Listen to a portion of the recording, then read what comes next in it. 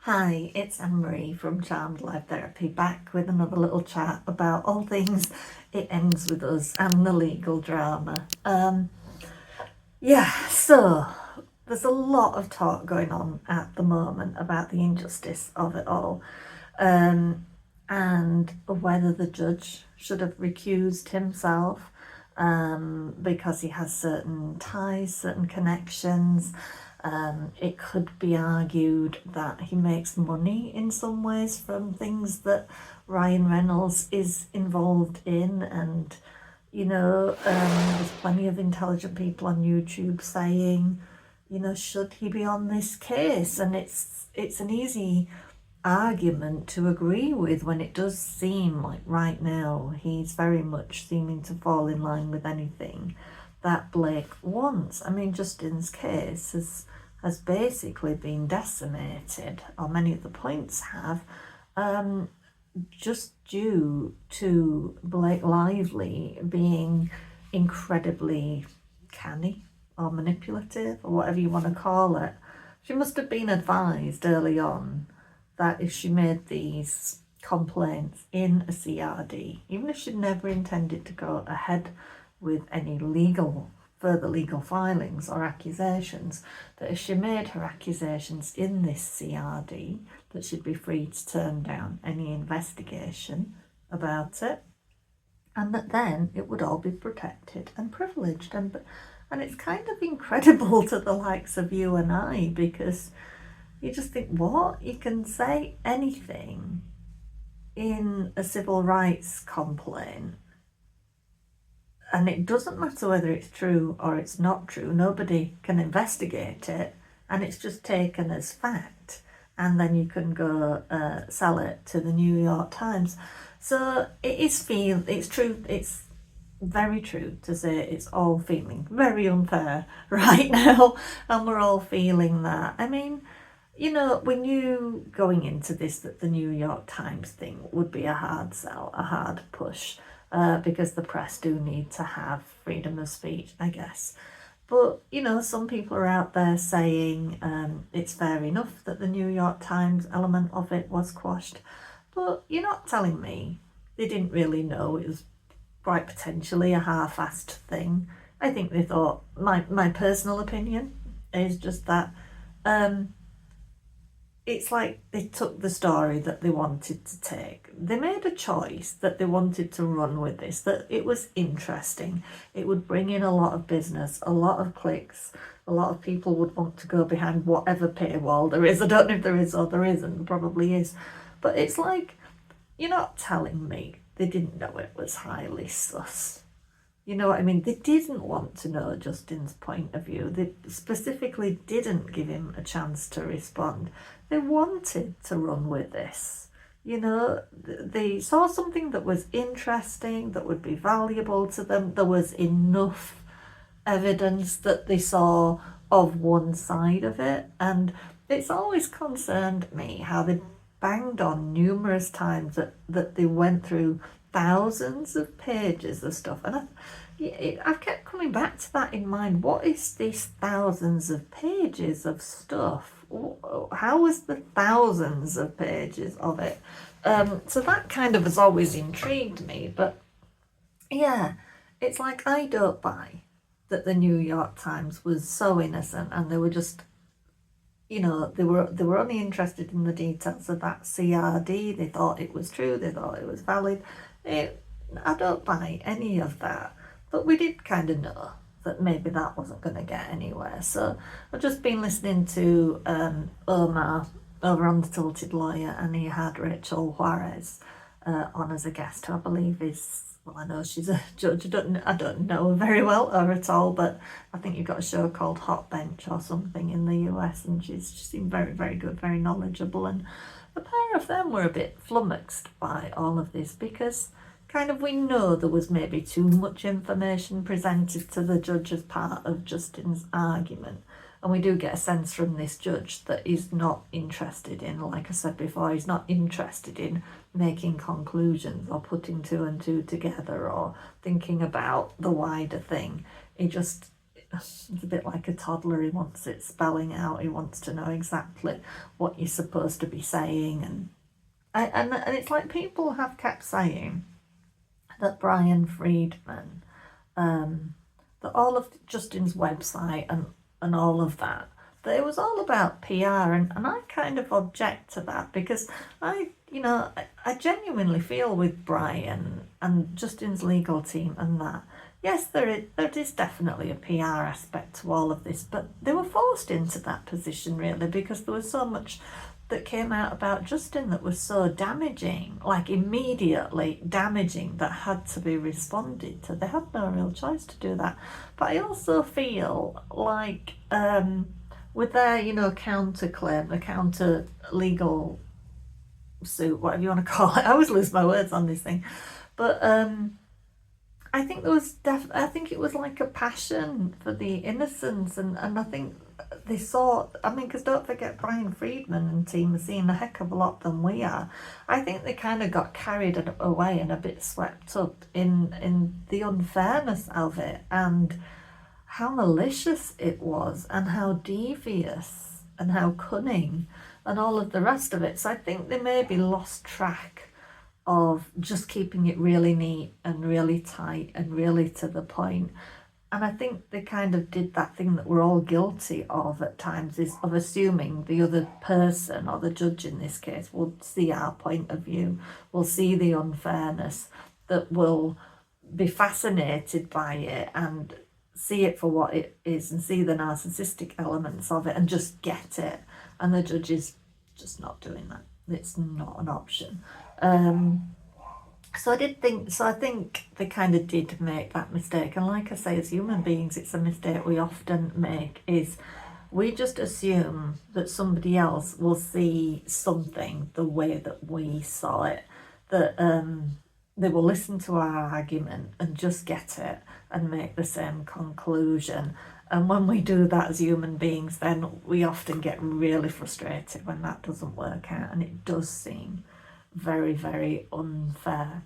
And I can't really judge I don't know the specifics of how much connections you're allowed or not allowed when it comes to being a judge, but there's certainly enough questionable things to do with stocks and shares that the judge has that are related to T-Mobile, or Ryan's Mint Mobile that was taken over by T-Mobile, and other things. I think it was Amazon, and several different routes that this judge is kind of connected, as well as, of course, as his brother was connected once to Blake, to do with the filming of something or other, in a minor way, a small way. But I'm guessing that it's like 7 degrees of Kevin, what is it, 6 degrees of separation of Kevin Bacon, or whatever it is. If you, again, as human beings, if we want to make a connection, we will make a connection. But should he have been more honest about it? Possibly, especially in light of the fact that he does seem, to be very much on it in terms of making sure things are complied to on behalf of Blake. I think he's just put his foot down, hasn't he, about some of the third party characters on Justin's side of the argument. I think they've been stalling, or there's been some reason why these people weren't answering the questions that were required of them, and the judge has just come out and said that. I think it was yesterday, wasn't it? There was a deadline, 5 o'clock. I don't know whether yesterday, today. So yeah, and like we're all sat there saying, where's this Fansham subpoena? Because it is that thing of, if that comes out, and we look at, and we can truly see what's on there, what is the wording on that subpoena, Blake's whole case could disappear if that was, taken into account. Because if it's like a fruit of the poison tree situation, and that it is nefarious and it's provably malicious, which is the big thing this is hanging on, isn't it? It is proving malice. I mean, we are all sat there saying, what more proof of malice do you bloody well want? I kind of think, how malicious can things get before it's legally recognisable malice? But yeah, that subpoena just seems so key, and it seems so cavalier. That she just gets away with so far not presenting that. you know, because it does just seem to the likes of you and me that if we know the details of that and we can say, well, she shouldn't have had access to that, any of that information, you know, her whole invisible smear campaign thing goes away, doesn't it? And I think she'll have a hell of a I still think she'll have a hell of a hard time proving sexual harassment. So what's left? So yeah, it's a funny one, isn't it? I think we're left feeling very vulnerable because in many ways our side of things, if we're Team Baldoni, that is, still seems very strong even while the case has been decimated, but you still feel so vulnerable because you've seen just how easily one person can just chop that off. And I think what Omar and Rachel Juarez was saying, you know, is really interesting because just saying how many conclusions the judge made. I mean, in that complaint that Freeman, the amended complaint that Freeman and company put together, it's like that is supposed to be assumed as true, as fact. The dogs just disturbed me for a minute, so I think we were saying, what were we saying before? We were talking about just the vulnerabilities and how quickly this judge has. I mean, I've kind of says he doesn't want to put two and two together. He doesn't want to fathom things out for himself. But in a way, that's what he's done in a lot of the things that he's dismissed. He's because in a lot of what has been presented to him, it is that case of how can you say this isn't malicious? Because I'm sure he gets a sense from it that Blake Lively is not a very nice person. I mean, is that why he's the only more or less avenue he's left open is to, you know, let him go after the contractual things and the interference and things like that. And because there is a monetary aspect to the things that she extorted out of him, in a sense, not in a... It's like, it's complicated to explain, isn't it? Not extortion in terms of what Friedman and co went after and what has been dismissed already, but there is a value to the things like Justin's protected time, the DGA protected time that he should have got to have as with his own editor to do his own cut. She trampled all over that.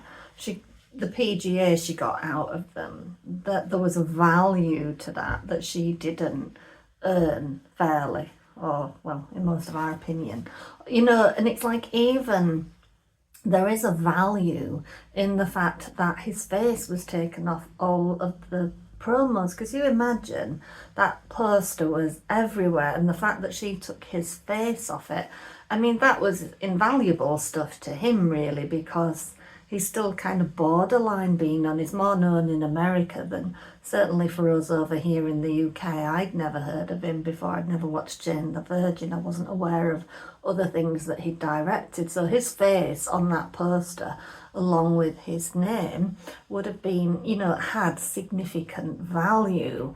So there is still, I guess, ways and means, if it's fair, going forward.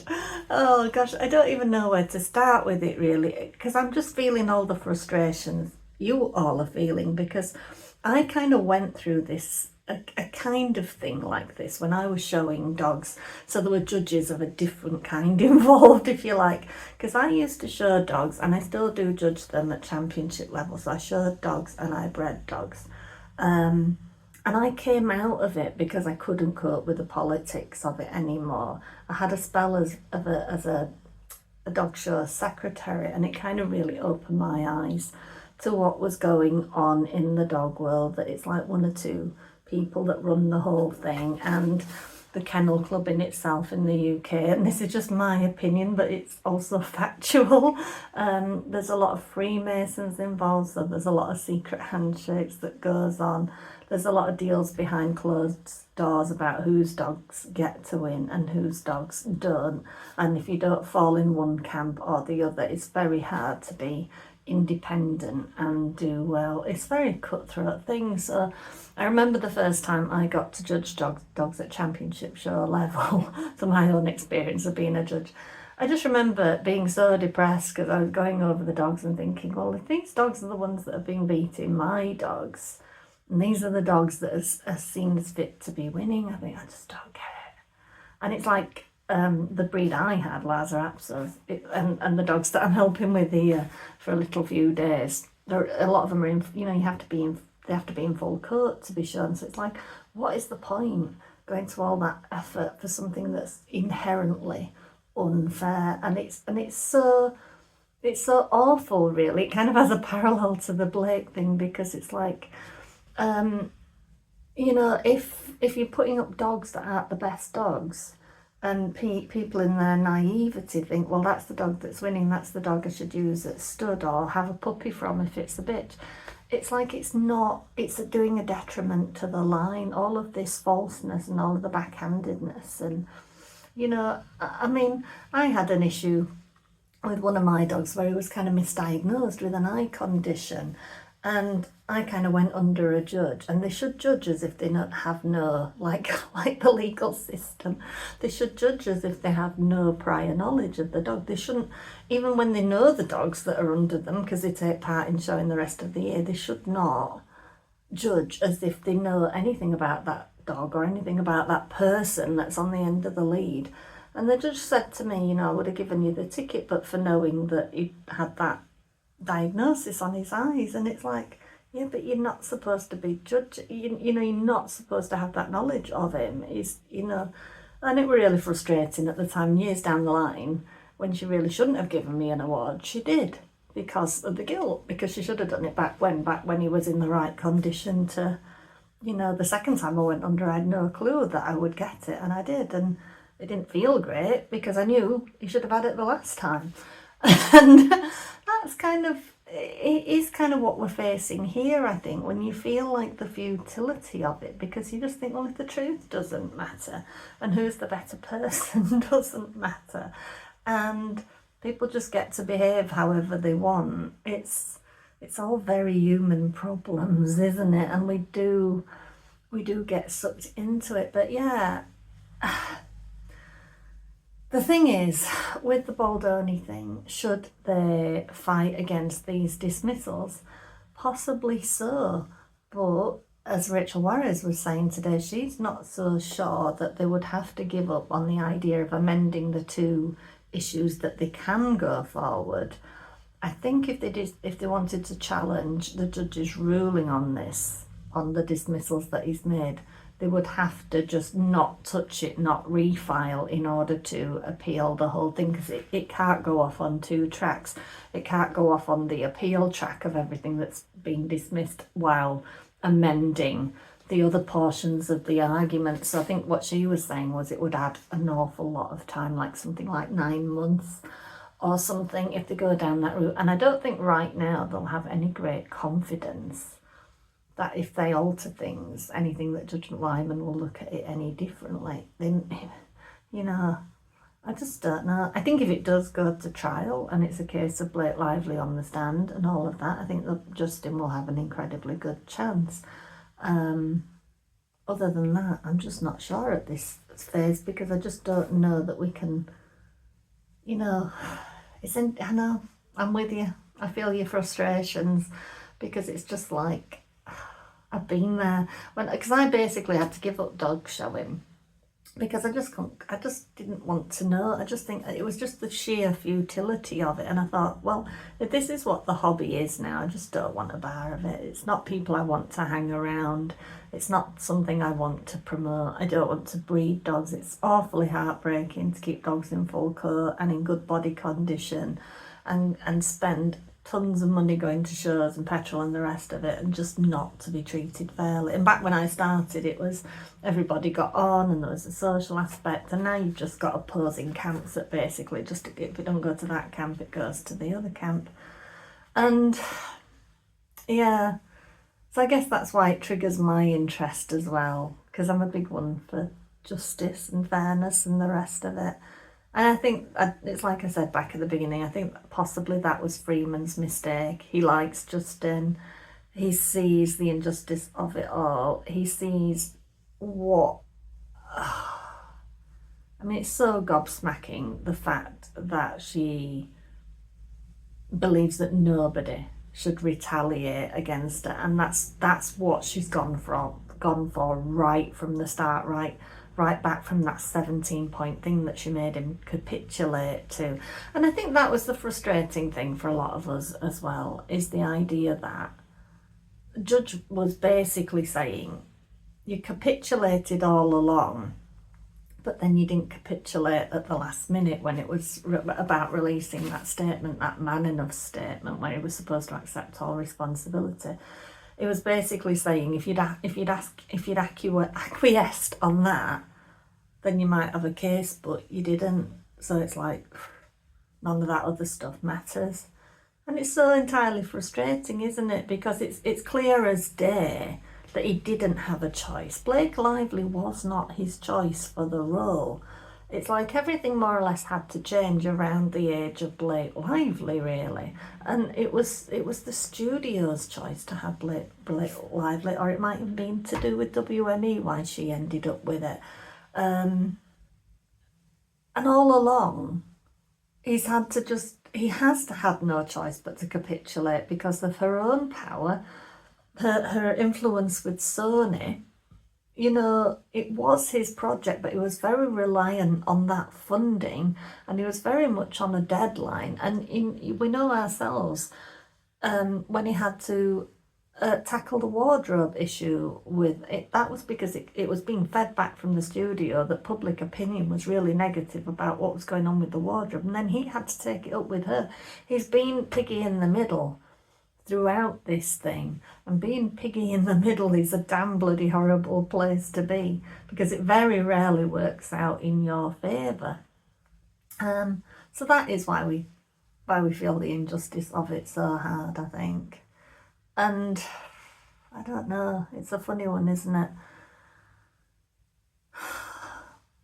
There might come a point where he has to decide whether it's worth it at all, which is it's very hard and very heartbreaking when the issue that he might have to give up on is the fact that somebody called him a sexual harasser, I can never remember not to say it, SHSA, you know. But there may come a time, because he is a nice person, when he thinks, do I really want to be in this movie business if this is how it is, if this is the people that win, if this is the people who get to excel. I mean, look at Blake Lively right now. How many virginal white outfits have we seen her in recently? All of a sudden she's not wearing like power statement clothes. I mean, it's not so long since another Simple Favour premiere where she was still wearing quite power dressing. Now suddenly she's all in white, virginal looking dresses and bright coloured little Chanel mini suits and things like that, with all the colours of the rainbow but on a white background, and you know, promoting her Betty Boos and her butter boos and her hand gestures, and you know, it's all made in my kitchen, and I can magically tell what it tastes like without tasting it because I don't drink alcohol, but you know, and it's it's one of them, isn't it? Yeah, but that's my thoughts for today. I'm trying my best to keep up with this, but I'm finding it hard to make content while I'm in this environment, and my thoughts are a bit scattered, so apologies if it's not quite as good. But yeah, I just want to keep chipping in and keep making a video and keep myself on track.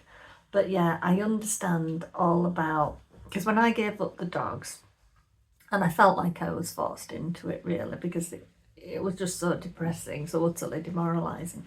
But it was a bereavement, and it took me some time to get over it, because I wasn't showing, I let go of some dogs because I was very much of the thing, well, if I'm not showing, I'm not breeding. These dogs should be in homes where they can get some singular attention and have a really good quality of life. So I had to let go of a lot in order to do it, and there's an element of me today that can't help but think about that kind of circumstance for Justin, because the longer this goes on, the more incredibly painful it all is. And it's like having your face rubbed in it all of the time when she's out there looking like she's doing so well, promoting herself as a paragon of being a survivor and this fighter for women and children and the rest of it. And he's just been villainized, hasn't he? And he might have to find a way to live with that. And that's kind of a big mountain to be comprehending. And I do question how the judge has found it so easy to dismiss so much of this. It does seem entirely unfair, because you didn't have to look hard, in my mind, to see malice, to see an awful lot of forethought having gone into how they were going to trap him by making the complaint in a CRD, but then not going ahead with getting the investigation that they could have done at that point. It was like a no-win for Justin, her doing that, because it all became about, you can't retaliate against me, you can't sue me for defamation, and the rest of it. And it's, yeah, I think the law, we have to really look at that law. I don't see how that can be good, how that can be constitutional to you Americans. You know, you tell me what you think. And have you had your own stories of unfair treatment like that, where you've had to give up something in order to just have some peace of mind, where you've had to surrender and just say, this battle isn't worth it anymore. I don't like what it's doing to me. I don't like how it's making me feel. And I might have to give up a lot in order to get that peace of mind back. Has that happened to you? Let me know. Please do hit that like and subscribe and share if you can. And I will see you later.